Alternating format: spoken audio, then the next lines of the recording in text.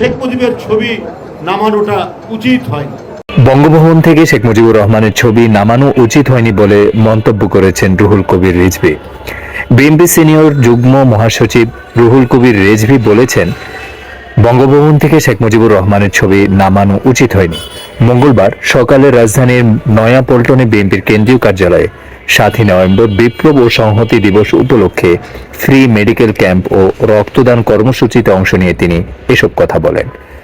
1975 সালের 15 আগস্ট খন্দকার মোশতাক বঙ্গভবন থেকে শেখ মুজিবুর রহমানের ছবি নামিয়েছিলেন উল্লেখ করে রিজভী বলেন, 7 নভেম্বর সিপাহী বিপ্লবের পর জিয়াউর রহমান রাষ্ট্রপতি হওয়ার পর আবারও বঙ্গভবনে শেখ মুজিবুর রহমানের ছবি পূরণ করেন।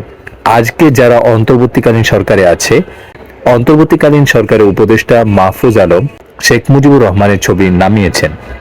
এতদিন বলেছেন ঠিক আছে, কিন্তু সবকিছু তো একরকম হয় না। আমি মনে করি শেখ মুজিবুর রহমানের ছবি নামিয়ে ফেলাটা উচিত হয়নি। আমরা আওয়ামী লীগের মতো সংকীর্ণ নয় উল্লেখ করে রিজভী বলেন, শেখ মুজিবের ছবি নামিয়ে ফেলা ঠিক হয়নি। তিনি বলেন, খন্দকার মোশতাক ছবি নামিয়েছে, জিয়াউর রহমান তুলেছেন। ইতিহাস বিচার করবে, সেই বিচারের ভার জনগণের। আমাদের জাতীয় জীবনে যার যতটুকু অবদান সেটা স্বীকার করতে হবে।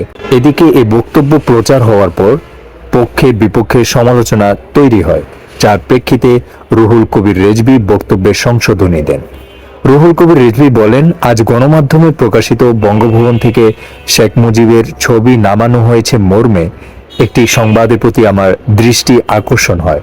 আমি মনে করছিলাম বঙ্গভবনের দরবার কক্ষে যেখানে সব রাষ্ট্রপতির ছবি থাকে সেখান থেকে শেখ মুজিবুর রহমানের ছবি নামানো হয়েছিল। মূলত ছবিটি সরানো হয়েছিল বঙ্গভবনের অন্য একটি অফিস কক্ষ থেকে। তিনি আরো বলেন, শেখ হাসিনার ফেসিবাদী শাসনে শেখ মুজিবুর রহমানের ছবি রাখার বাধ্যতামূলক আইন করা হয়েছে। ফেসিবাদী আইনের কোনো কার্যকারিতা থাকতে পারে না। অফিস আদালত সর্বত্রই দুঃশাসনের চিহ্ন রাখা উচিত নয়। অনাকাঙ্ক্ষিত বক্তব্যের জন্য আমি দুঃখিত।